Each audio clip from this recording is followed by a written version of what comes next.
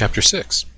It had been nearly a day since the first bounty hunter, and Bhakti had spent at least half of that unconscious in her bed, but now she was up and moving about her ship.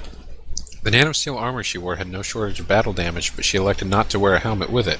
Instead, her hair, now a constant shade of red, hung down her back in a long braid. She traveled alone, but for the sake of communication she wore a microset, a pair of plastic strips attached to her temple and throat which allowed her to communicate with Astrid on the command bridge. Amu and Ziti would lead the other groups. They worked better in teams than she did, and her expertise would keep her crew alive much better than she could. She shielded her eyes against the overhead lights as she continued. The lights in this section of the ship were brighter than normal, due to the need to use more energy than usual, and the ship's plasma batteries were firing on a constant cycle. Though they did not need to expel the energy to keep the plasma core from overloading, they also had a dire need to protect themselves from the mercenary fleet, which was pursuing them. Bhakti clutched her... what was it? Was it Sayblade? Shayblade. Say? Soft C? First one. Alright. Bhakti clutched her Sayblade close. This was a long, thin blade, more useful in close quarters than the heavy axe variant she used as an MAA. As her armor clicked softly, she turned a corner towards the rear engine section. Preliminary scans showed that during the initial attack on the Mistress of Pain, they were boarded by no fewer than 3 mercenary vessels. She tapped the microset, opening a line of communication to the command bridge. How did this happen anyway, Doc? How could so many of them have teamed up to fight us? Is bounty on us so high that they could afford to split between this many merc crews? The first only knows, but at the moment I have noticed a trend. Some of them may be banding together, but the majority of the force assembled against us seems to be hanging back. I don't think they're all working together. Excellent. Now would you mind telling me how they got on my blood-damned ship? Well, Captain, we have a pretty old ship. There's a lot of unused space. This ship could have been retrofitted with portals over a century ago. That makes it pretty easy to board us. All you need to do is find a section of the ship that doesn't require crew presence, cut a hole big enough for a person to fit through, and squeeze in. It'd be a pretty tight fit, but I think a determined party could fit 5 or even 6 inside. I didn't take it for the type to be into that sort of thing, Doc. 5 or 6. Is that some sort of personal best for you? Captain! Bhakti smirked. She knew that by now the doctor was probably as red as her hair, and was doing that thing where she clutched at her coat whenever she was embarrassed. The sound to her right caused her to cut off communication and drop to a knee. Her Aether reserves were mostly depleted, though she had some time to meditate to restore them. She wouldn't be able to perform a feat like shattering someone's ribs through a suit of armor for at least another week. She stayed perfectly still and quieted her breathing. She did her best to block out any other sounds, the sound of plasma batteries firing in rapid succession to keep the mercenary ships at bay, the sound of the rear engines running at full power, the hum of the lights overhead. From her position next to the wall, she was able to see inside of the room where she heard the sound, but she couldn't make out any humanoid shapes. Her eyes, no cyan, scanned the room as best as she could. Then she saw it, the faint outline of a mercenary using adaptive cloaking. Bhakti stood and pointed her spread gun at the corner of the room. Before the mercenary could react, she pulled the trigger, blasting the front of the intruder with a wall of small plasma darts. These wouldn't pierce the armor at this range, but they would short out the adaptive nanites. Once the intruder was revealed, she jumped into action, thrusting with her Sayblade. The move was expected, and the mercenary parried with his own blade. Bhakti jumped back and was taken off guard by a plasma bolt to the ribs. Her nanosteel armor held, and she spun around to locate the source of the shot. The second mercenary in the room revealed himself and approached her quickly with his blade drawn. He swung for her head, the one part of her body that was exposed, but Bhakti anticipated the move and ducked under it. Her spread gun had stored up enough charge for a second shot. She placed it in the back of his neck and pulled the trigger. At this range, the darts pierced the armor and embedded themselves in the base of the mercenary's skull, killing him instantly. As another volley fired from the Mistress of Pain's plasma batteries, the first mercenary attacked her. His Sayblade was a heavier variant, designed for use with 2 hands as opposed to her thin, one-handed blade. He swung the blade downward, attempting to embed it in her skull, but as she spun to the side, thrusting her own blade toward the ribs of the mercenary. She struck him, but the blow was mostly deflected by his armor. He responded by twisting his body and throwing his weight behind a blow aimed at her ribs. She lowered her Sayblade to parry, but the blow was more than she could deflect in her position. Her blade was knocked away, and she heard a slight crack as the blade took her in the side and threw her against the wall. She winced in pain and reached for her Aether, but she didn't grasp for it. The reserves would have given her a small boost, but they would have placed her in a precarious position with bruised ribs hurting twice as much once they were exhausted. She turned her attention to the mercenary and saw him charging again with his blade ready to strike at her. Bhakti was not a short woman. In fact, by most accounts, she was taller than most men, so ducking between his legs was not an option. She saw the opportunity during his charge and took it. As he swung his blade at her, she ducked under the blow and then summoned her Aether for a moment. The boost gave her enough strength to jump, and she launched herself up and over him. She intended to use the same trick she did against his comrade, but he would be expecting it.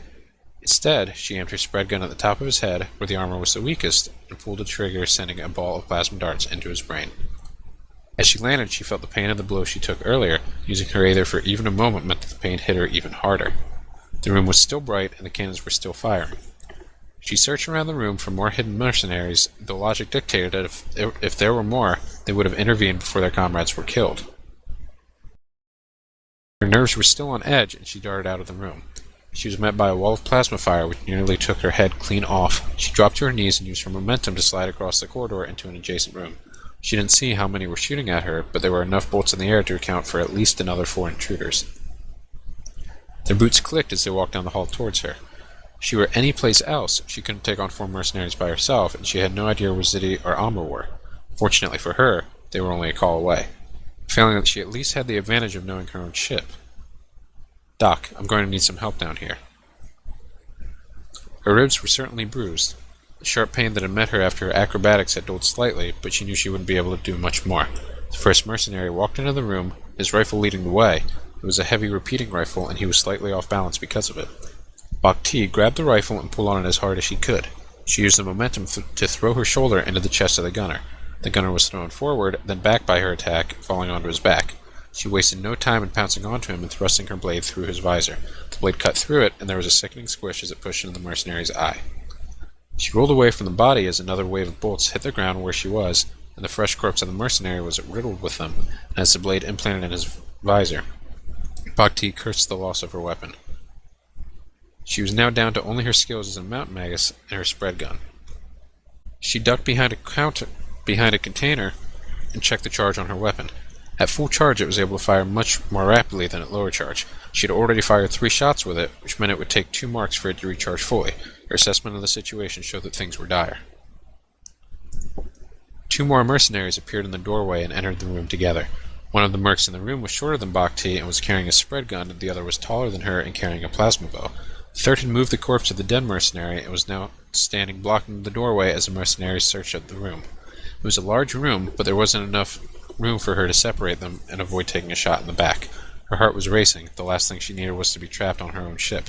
As mercenaries made their way to her hiding place, she saw a small opportunity. She took in a deep breath and began to summon what remained of her Aether reserves. She felt the tattoos on her back and neck flare up, their heat filling the armor. She grabbed the container she was standing behind, a feat usually impossible for anyone, let alone someone of her size, threw it at the nearest mercenary. The ease with which she threw the container led the mercenary to believe it was much later than it actually was, and the shorter mercenary attempted to catch it. There was a distinctly feminine cry, and then a crunch as the container landed on top of her. The Pirate Queen was not finished. She turned to face the mercenary at the door just as the plasma bolt took her in the chest.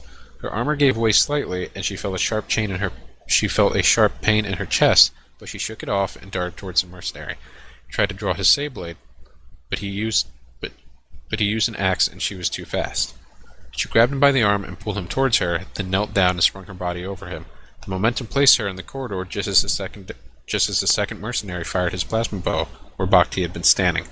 Plasma bows were powerful and could pierce most armor at intermediate ranges.